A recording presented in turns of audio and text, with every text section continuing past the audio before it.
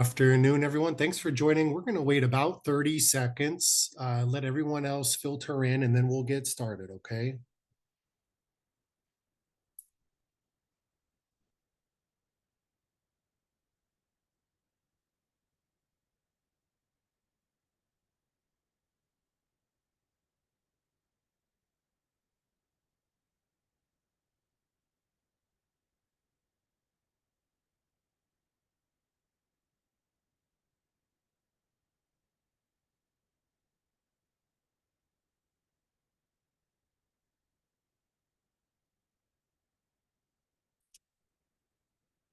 All right, let's get started. First of all, welcome. Thank you so much for joining us for this webinar about our esteemed counseling psychology program. We're so excited because this is the first time we're offering a winter start, a cohort in January.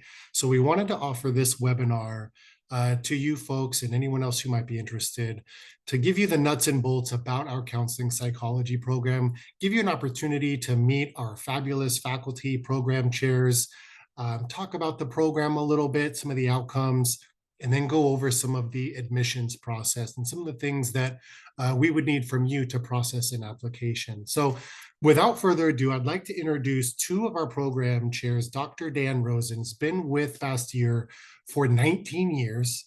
Has grown this program to what it is today, an amazing, esteemed, prestigious program. And also Dr. Sylvie Shuttlesworth, who has been at the San Diego campus for 12 years. And we're so happy that they're able to join us. I would love for them to introduce themselves, say a little bit more about themselves, and then launch into the program. Thank you so much for being here. Hey everybody, welcome. As Mark said, my name is Dr. Dan Rosen. There's a picture of me when I was a little younger, and it's my pleasure to be here representing the Kenmore campus and our Department of Counseling and Health Psychology, and in particular, this MACP program. I am a counseling psychologist by training, which means my clinical work has focused throughout the lifespan and supporting members of our community in various different ways. My clinical work has really been focused on the intersection between biomedical health and psychological health and well-being.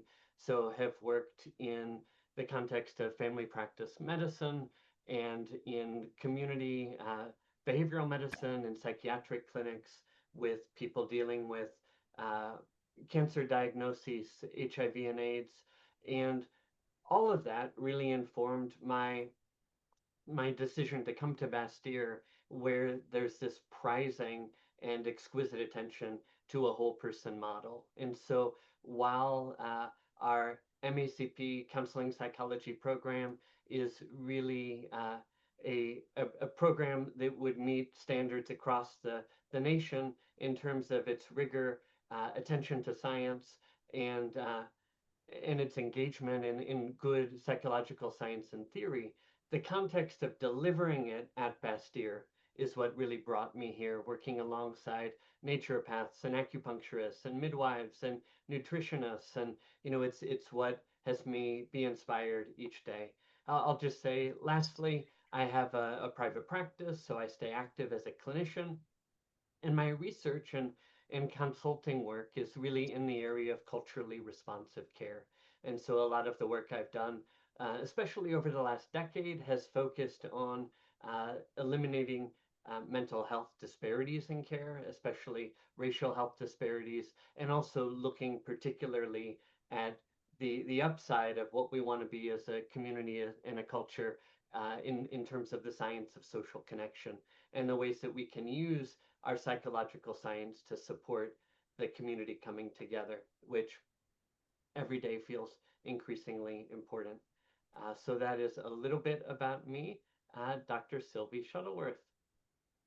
Thank you, Dr. Rosen. I think much of what Dr. Rosen shared and stated is similar to my own background and what drew me to Bastyr University.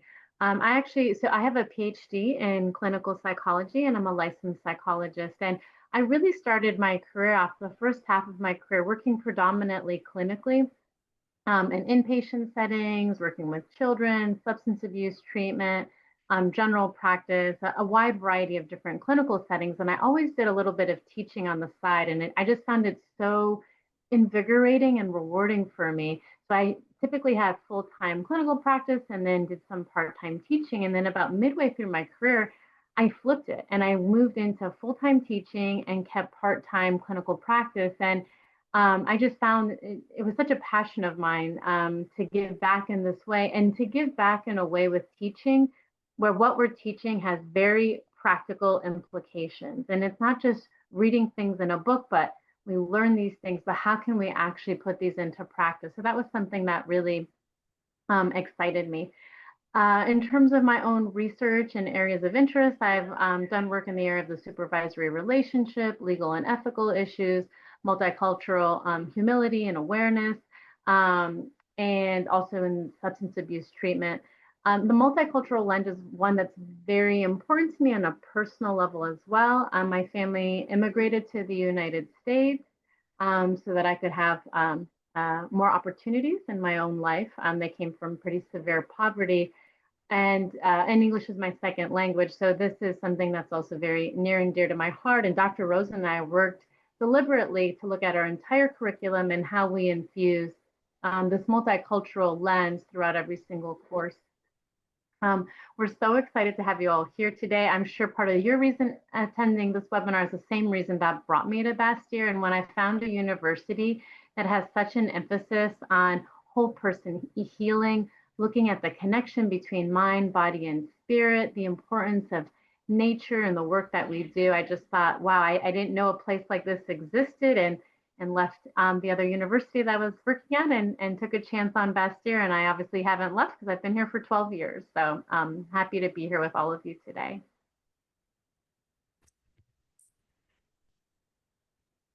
So really, that's a perfect segue into our next slide and what we are talking about in terms of whole person approach to counseling psychology. We're really excited that this is an emphasis in our program and not one that we really see in a lot of training programs. The curriculum that we have and the courses that we have set people up for license eligibility, particularly in the state of Washington and California, where our programs are housed. But with that, in addition, we also have specific coursework that looks at the integration of mind, body, and spirit in terms of psychological mental health services in those specific courses, but then also infusing this more holistic, integrative approach throughout the curriculum. It sounds lofty and big, but we do truly hope that in doing this type of work, we're not only impacting the individual clients that we work with, but that we're transforming the health and well-being of the entire human community. I like to think about it as, you have an impact on one individual, but then that individual will go on and interact with so many others and really not minimizing the work that we do together and the influence we have on each other throughout our relationships. So with this integrative holistic approach, this is not only educationally in the classroom, but also in terms of some of the clinical experience that you'll have throughout the program.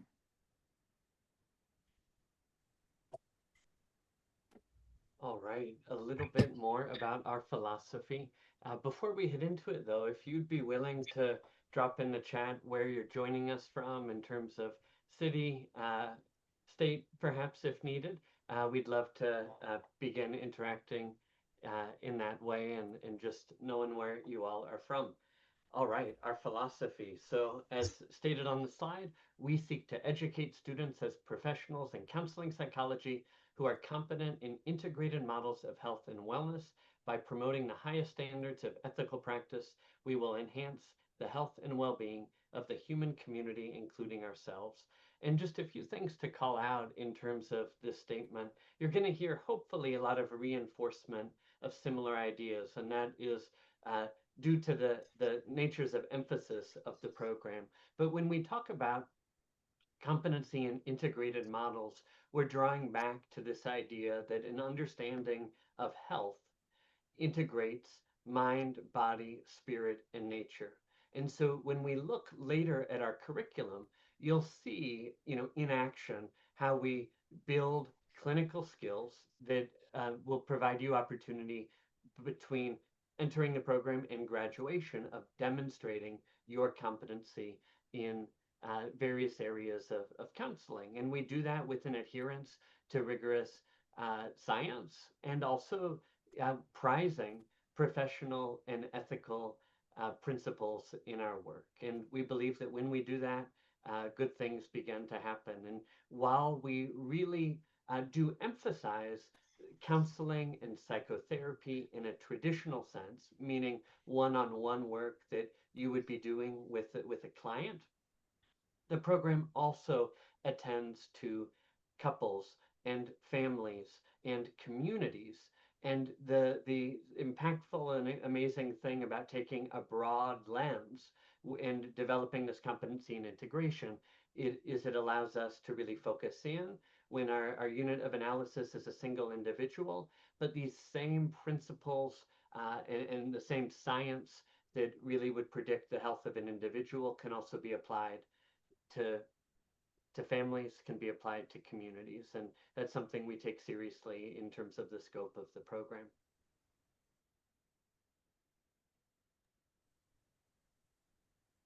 All right, thank you. So moving on and talking a little bit more about our community impact and the work that you would be doing, that we would be doing together. Really, we have an emphasis on building each student's clinical counseling skills. And at the cornerstone of that, for example, is empathy, compassion, validating someone's experience, normalizing what they're going through. Because if we can encourage that compassion, that self-compassion in individuals through their own healing journey, hopefully that will bring increased compassion to the larger human community as well. The skills you'll learn, it's an opportunity to connect deeply with others who are experiencing pain, suffering, and also their moments of joy in life.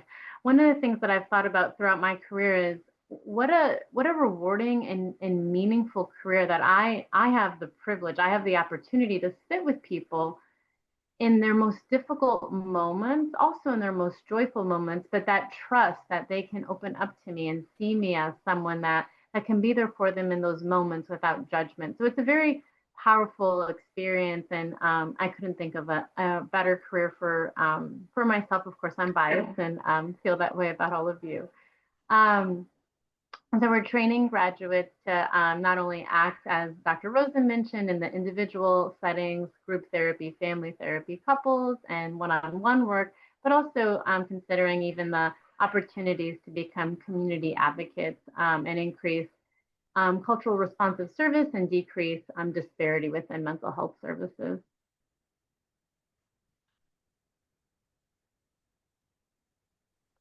All right, so moving to some nuts and bolts about the program, I'll acknowledge first that I asked you to drop something into the chat when we had disabled the chat, so please forgive me.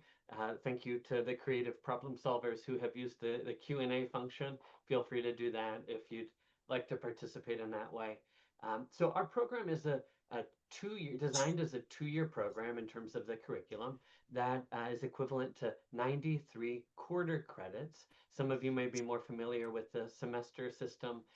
We are a quarter system, which is typically 11 weeks in an academic quarter. And so the time to completion is 24 months, meaning if you start in January, you would graduate in December 2 years following. So if it was January 2026, it would be graduating in December of 2028, if I'm doing that math right. And if it is starting in July of 26, it would be graduating in June of 28. It might be December. Anyhow, you can just add, I think it would be 27 with the December graduation. So anyhow, a 2-year program is how it's designed. We prepare students to be eligible as licensed mental health counselors or licensed professional counselors. There are different titles depending on the state, but it's the equivalent of the master's level professional credential for counseling. And the requirement can vary by state. We'll say this again later. If you're joining us from somewhere outside of Washington State or California, or have intentions to move to a different state, we would want to have conversations with you to ensure that this program met your particular needs. And the other piece that we're super excited about is the programmatic accreditation that we have through MPCAC. So in addition to our university, Bastyr, being regionally accredited as an institution, the MACP program, delivered on the two campuses, Kenmore and San Diego, holds our professional accreditation for a 7-year period through MPCAC. And that's something that if you want to learn more about and look up that accreditation, you can see all the sibling programs that are accredited. It includes many wonderful programs throughout the country and is a real seal of approval. It's a process that took us many years in terms of preparing that application, and it really gives us a sense of programmatic integrity, that there's been a third party to evaluate everything that we do and has given us that seal of approval of excellence in what we are doing, both in our academic and our clinical training to ensure the success of our graduates.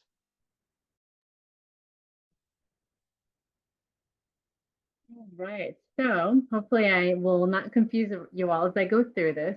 Classes at both campuses, California and Washington, and I saw in the chat, it's really exciting to see people interested in both programs, and how ironic that some of you are in San Diego, but looking to go to Washington, and some of you are in Washington, but coming to San Diego. So it worked out well. We've got the campuses on your two states.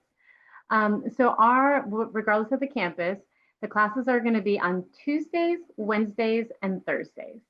Currently in San Diego, we have a summer start only, and classes are 3:30 to typically 7:30 at night.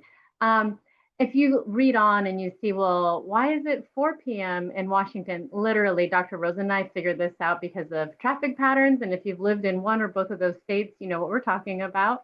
So San Diego classes are Tuesday, Wednesday, Thursdays, 3:30 to 7:30. You'll be starting in the summer, first week of July. Then in Kenmore, there's the launch of the winter cohort. Classes will run from 9 a.m. to 1 p.m. Again, Tuesdays, Wednesdays, and Thursdays. Summer start classes are 4 p.m. to 8 p.m. Tuesdays, Wednesdays, and Thursdays. You take 3 classes each quarter, and the nice thing is you have a class on each day. So you'll have 1 class on Tuesdays, 1 on Wednesdays, 1 on Thursday evening. So you can kind of go into your day knowing that that's what you'll be focusing on. We do utilize some hybrid learning.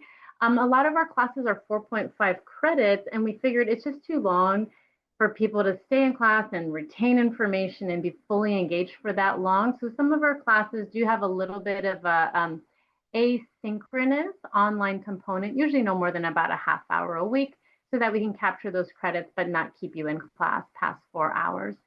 We have experiential learning. We'll talk about more later through our clinical experience and the community practicum experiences that you'll be doing. So a real depth of experience overall, and some different options in terms of campuses and launch months and times. And if I could just add too, I want to commend you both for accommodating these students too, because they've been asking for different variations. And so having a cohort start in the winter and in the mornings is accommodating really the full spectrum. So they can still start in the afternoons if they choose in the summer. And then we have the winter morning option. So we're really trying to service everyone, and we got a lot of feedback that that's what students wanted. So thank you for delivering on that. All right, so here is our curriculum. I'll just briefly touch on some highlights from year 1 and year 2.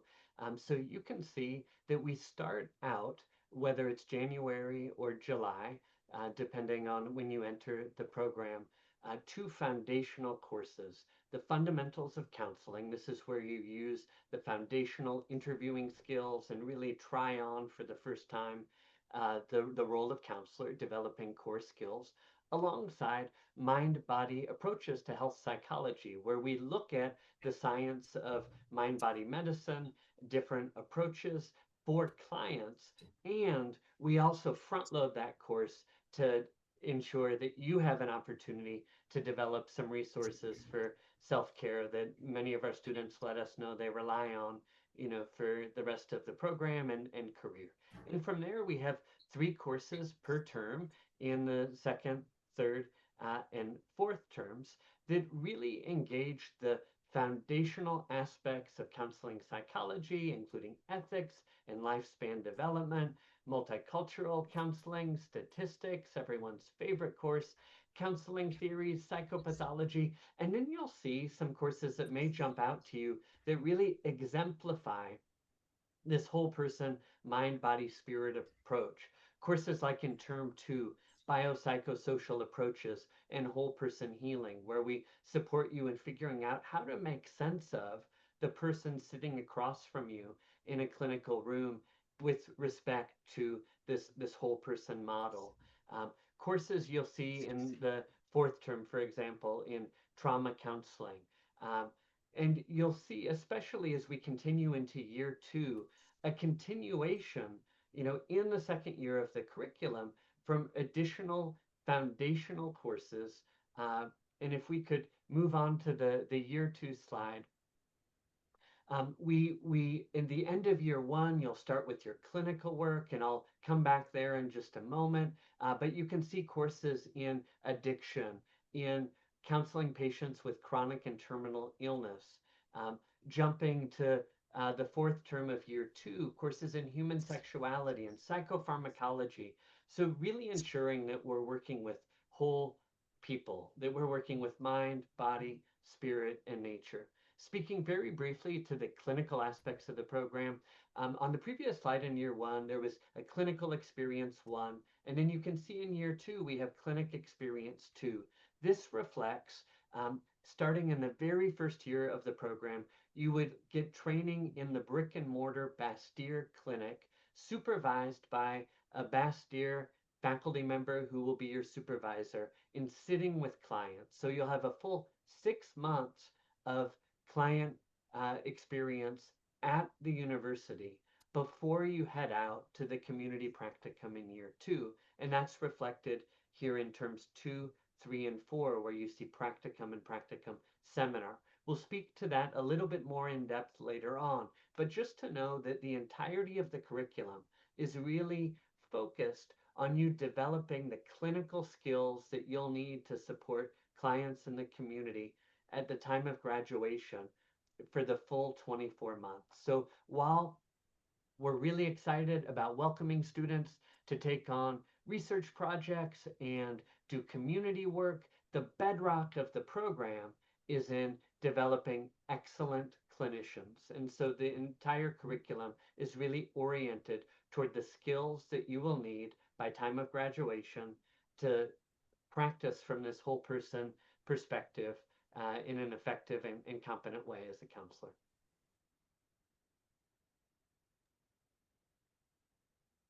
All right, a perfect segue for me to talk a little bit more in depth about the clinical training. So one really exciting opportunity that we have within our program is that in your first year, we actually have you in our Bastyr University clinic under seeing your own patients under live audio and video supervision. So this is something that's not as common anymore because, as you can imagine, this takes a lot of investment in multiple different ways. So when we start students off, this will be in the third quarter of your first year. So we make sure you've got some of those fundamental skills down. Again, you're working under live supervision, and we make sure you start off with 1 client and then you build up to maybe 2 clients. So it's really a heightened focus on building that skill set. So you go through a rotation. It's a 4-hour clinic shift once a week that gets added on for your spring of your first year quarter, and then it's the first summer quarter of your second year. And it's exciting because you get to work alongside in a clinic with other providers, other naturopathic doctors, acupuncturists, people of different modalities, referring cases back and forth. And again, I think it's a really amazing piece to have that live observation supervision, not only from your licensed supervisor, but your colleagues are there as well, and you're learning from each other and giving each other feedback. Then moving on from that initial clinical training that you have in the clinic, we part of the reason for doing this too is it sets you up and really gives you an edge as you go into practicum. So for many students, when they start in their practicum experience, this is their first real supervised clinical experience. So you'll go into practicum already having had 2 quarters of live supervision. You will be matched with a community site. We have over 50 sites that you can choose from. Another nice thing about Bastyr University is each campus has a designated director of clinical training. So we support you in pursuing your site. We have trainings on resumes and interviewing. We go through what your interests are and what site might match that best. We help you with a timeline of when you apply and how to go through that process. So there is definitely a bit of a hand holding as you seek out your community site. I don't want you to think we're just like, go find one and then let us know what happens. So there's definitely support there. This is a 10-month placement. So in your final year, typically it'll start in September and then go through until you graduate in June. With a 700-hour minimum requirement. We state 700 hours. That's what's required in the state of California. It's 600 in Washington, but we usually encourage students to go for the higher end of that number. It works out to be about 20 hours a week. So some of you were mentioning in the chat. So that's correct. You'll have 3 days of classes, 1 class each of those days for about 4 hours. In the first year, you'll have those 2 extra clinic shifts in the spring and summer, so that'll be an extra 4 hours. When you go into your second year, for the last 3 quarters, you'll have your 3 classes plus about 20 hours a week in addition at your community placement. Now, this isn't unique, this practicum experience. This isn't unique to Bastyr University. This is commonplace for master's level mental health clinician programs that are looking to be license eligible. On top of being at practicum in the community for those approximate 20 hours a week, you saw from the curriculum, you'll have your practicum seminar course on campus with a licensed supervisor. It's a professor, it's an instructor, but they also carry a license for group supervision on campus where you present your cases and your work in a smaller group. A classroom that maxes out actually at 8 students. So an intimate environment for you to share the work you're doing in your practicum clinical training.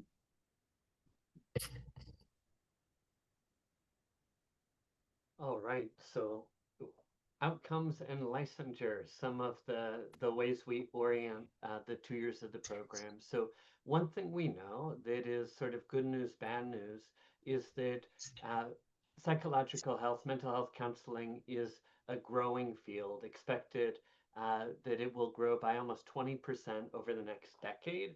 We're seeing that there's both a destigmatization of mental health, seeking support for psychological concerns, which is a great thing, and sadly, an increased need given a lot of the stressors going on in the community.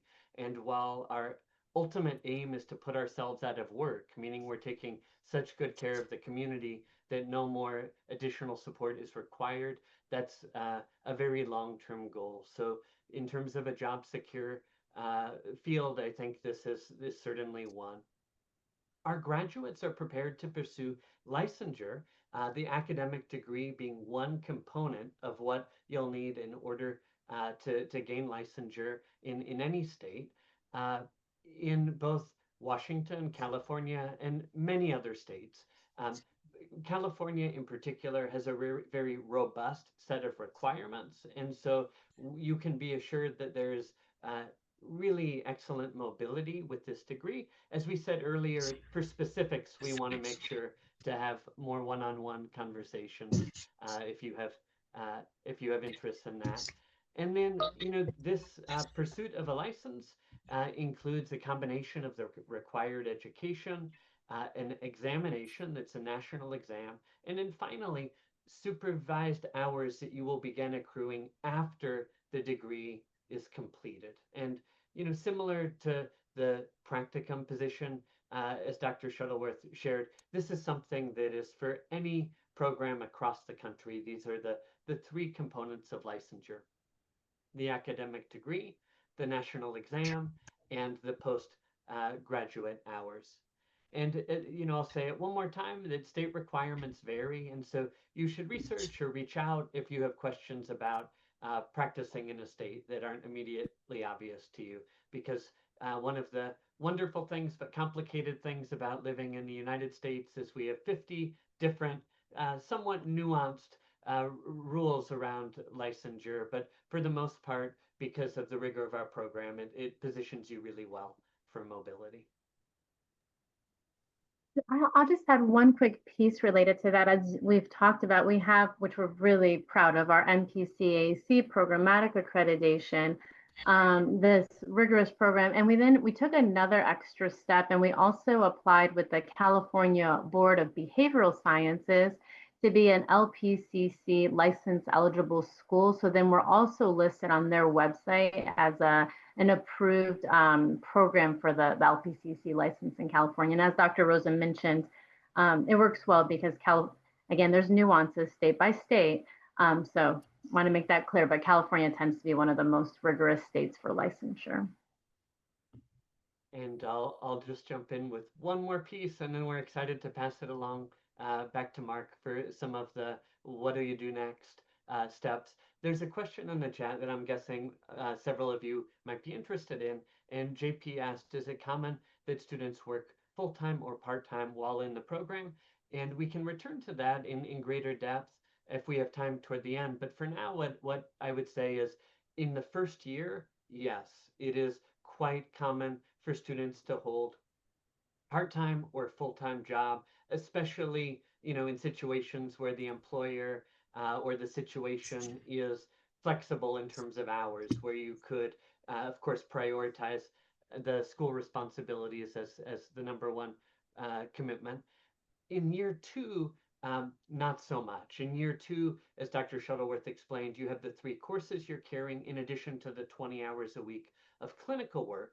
And so at that point, we've really highly discouraged additional responsibilities because it's a very, very full year. Now, for people that have incredibly flexible freelance schedules where they want to work, a shift on a weekend evening, it's been done. But for the most part, the answer is yes in year one and no in year two. All right. Thank you, Mark. Thank you very much, Dr. Rosen, Dr. Shuttleworth, for that program overview.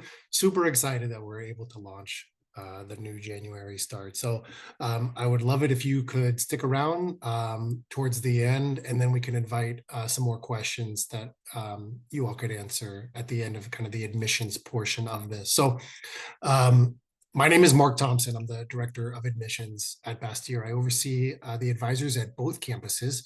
You've probably spoken to one of our advisors already, maybe John, maybe Delania, Terrence, or Carrie. Maybe one of those names hopefully sounds familiar. If not, you'll meet them soon.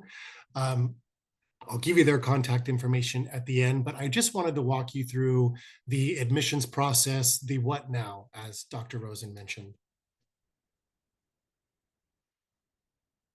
So we do have some minimum requirements. So you do need to have a bachelor's degree with a 3.0 cumulative GPA in your undergrad coursework. We do ask for transcripts from all of your college coursework, whether it be a community college, your undergrad, or maybe you have a master's degree already in something else. We want to collect all that information. It helps us get a clearer picture of your academic history. There is only one prerequisite course, which is an intro to psychology course. You don't have to have a bachelor's in psychology. It will certainly help, but you don't have to. A bachelor's degree in anything with that intro to psychology course. We have some deadlines I want you to be aware of. So we were lucky enough to extend the honor scholarship to our Winter Start students for all of our Winter Start programs. And that ranges anywhere from $1,000 to $5,000. It's a sliding scale based on your incoming GPA. So your cumulative GPA from all your other college coursework will evaluate that and award you an honors scholarship. The deadline to be eligible for that is September 30th, so in just a couple of weeks. You can certainly still apply after September 30th, but the scholarship's only available for those who apply before. And then we have a hard cutoff for the January start of December 15th. If you're interested in summer, we're certainly going to take applications beyond December. But with the holidays, Christmas, our campus is closed for a week and a half. You will want to spend time with your families, I would imagine. So we are doing a month ahead of time, a month before the term starts, January 12th. December 15th is our application deadline. So I would encourage you, lots of incentive to get that application in soon. Speak with one of our advisors, and they'll walk you through the process all the way up until day one, when we then hand you off to one of our academic advisors. How to apply. So if you've been on our website, there's a big button in the upper right-hand corner that says apply. That will take you to our application. It's very easy. We've reduced as many barriers as we can. It takes about 8 minutes. I've done it several times to complete the application. It's 4 quick pages, just biographical information, your academic history. And then once you submit that application, our admissions team will reach out to you and you'll get an email with login credentials to the applicant portal. And that is where you'll upload your ID, your personal statement, which is just how we're going to get to know you, why you're interested in counseling psychology, what led you to this path. A resume would be really helpful as well. If you want to give a history of your work history, you don't have to have any experience in the field, but it still gives us, more information about your background and what you've been up to. Once you submit that application, we request all of your transcripts. You can submit unofficial transcripts. We'll do a review of your GPA, verify that bachelor's degree with unofficial transcripts. I know, those don't cost anything to print out and send to us. Before you start the program and before we officially accept you, we'll need official transcripts directly from your previous institutions. And you can either mail those to the university, or we have a secure email address, appstat@bastyr.edu. Your previous university can send those directly to us via email. And then just stay in contact with us. We'll give you updates every step of the way. And once you're ready to interview, we'll set you up with an interview with the faculty, including Dr. Rosen or Dr. Shuttleworth. And, they'll have that chance to ask you more questions about, what your goals are and your readiness and fit for the program. There is a $75 application fee for all applicants except you all who are attending this webinar. We discount that application fee if you attend a webinar or come on a campus tour. We'll go ahead and waive that fee for you as a thank you for coming to the webinar.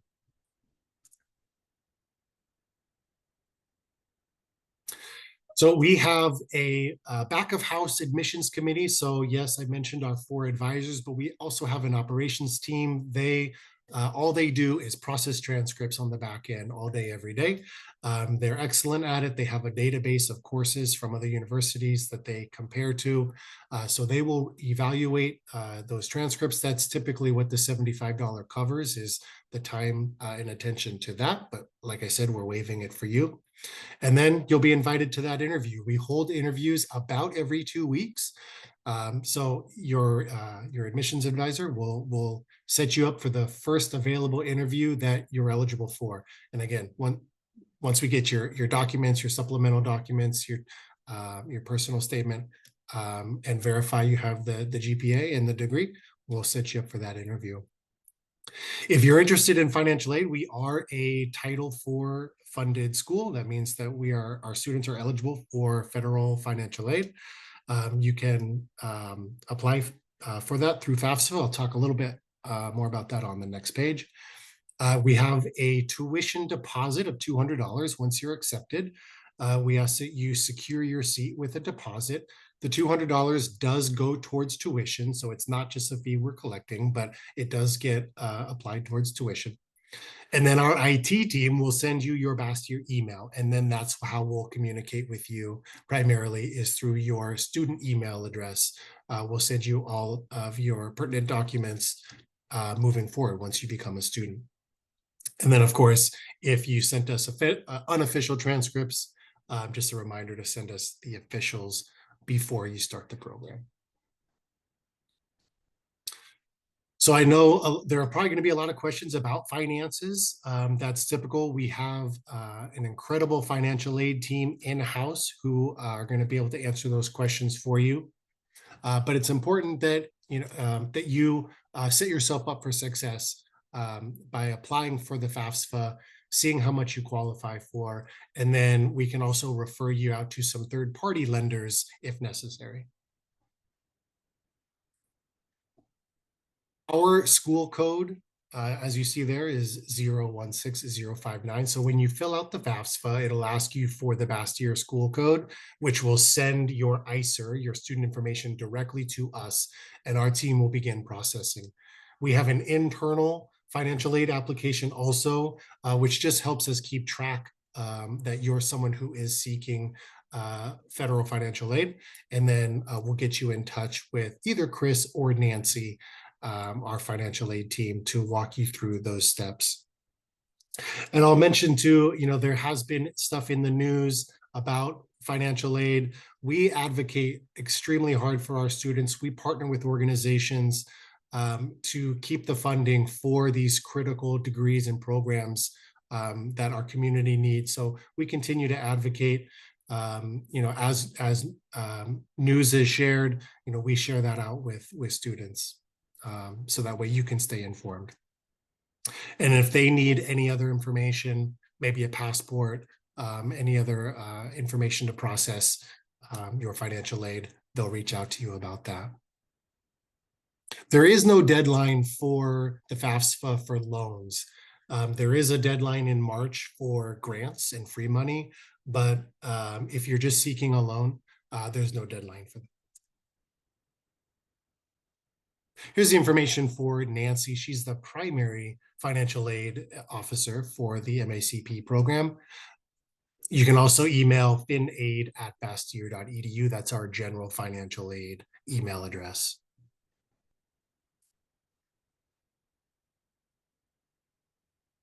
Couple of things I would invite you to explore. We are on social media. We have an Instagram and a Facebook. You can check us out there.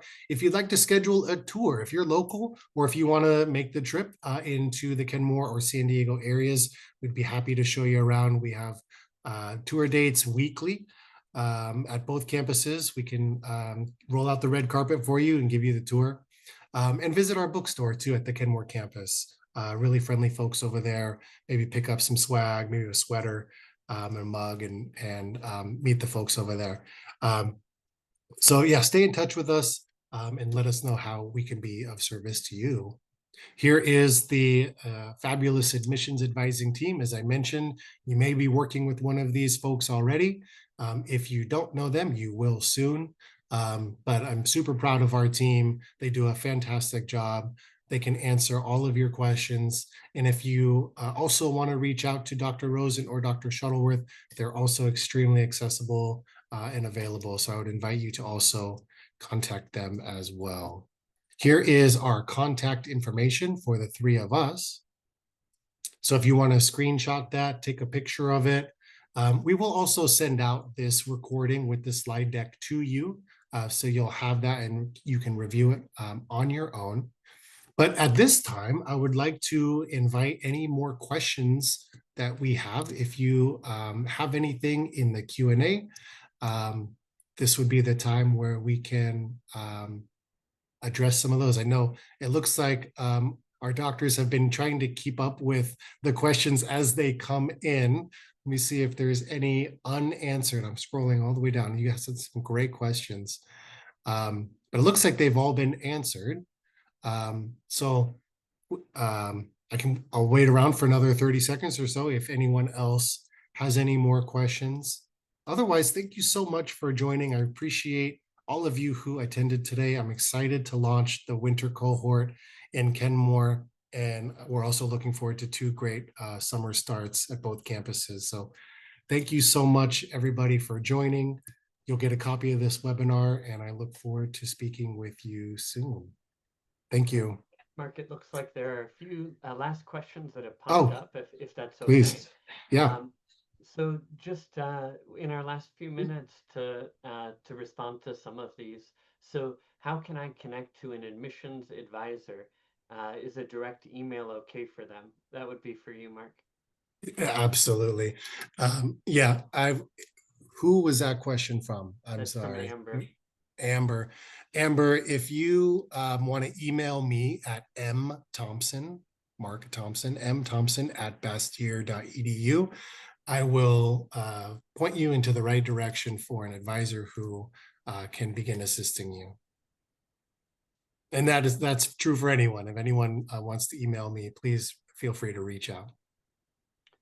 All right. And then Dr. Shuttleworth responded to a couple of the ones that just came up in terms of textbook formats. You know, it's really the discretion of a professor, and usually a publisher will allow you to purchase your book of choice, you know, either the PDF or the hard copy. And sitting in on classes, it varies a little bit by campus, but there are usually ways that we can accommodate at least a visit to a classroom. Up in Kenmore, it might be in a behavioral medicine class within a medical school rather than an MACP course, which are closed. But that's going to be a campus by campus issue. Is the application fee waived automatic? Yes, that's something that the admissions team takes care of.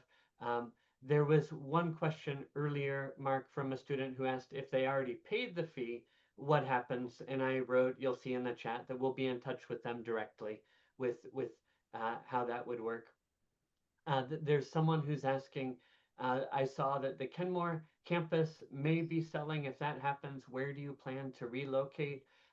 While nothing has been defined for certain, the latest update we've gotten from our leadership is that the people who are interested in making offers related to the campus so far have been interested in the university staying located on campus, potentially joining us on the campus and figuring out how to most effectively use that campus space. So that's not an official statement. I'm not representing the university with that, but that's what we've received most recently. We are asked how many faculty members for the program are there on each campus. We have 4 dedicated faculty members on the Kenmore campus, in addition to many other longtime adjuncts and other core faculty members from other departments that teach in the program. On the San Diego campus, it's 3 dedicated core faculty members with many other longtime adjuncts and other university faculty as well. We're super proud of our faculty. One thing that's really unique about the faculty is the diversity of interests and backgrounds and clinical approaches. So glad to answer more questions about the faculty. I'll hand it back to you, Mark.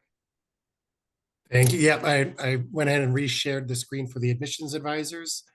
So you can reach out to them directly at those email addresses. And I'll just piggyback what you said about the campus. Yeah, nothing has been decided. It is our goal to remain at the campus. That is the information that we've been shared, but we're exploring all opportunities. If we do sell part or all of the campus, we will be remaining in the Kenmore, Seattle area. But like I said, our goal is to stay on campus. That's what we're shooting for. And then the question about if you already applied and paid the application fee, if we'll go ahead and refund that for you as a thank you for coming to this. So no problem at all. Are there any other questions? All right, folks. Thank you so much for coming. Thank you to Dr. Rosen. Thank you, Dr. Shuttleworth, for coming. And we look forward to speaking to you all soon. Thank you so much. Have a good day.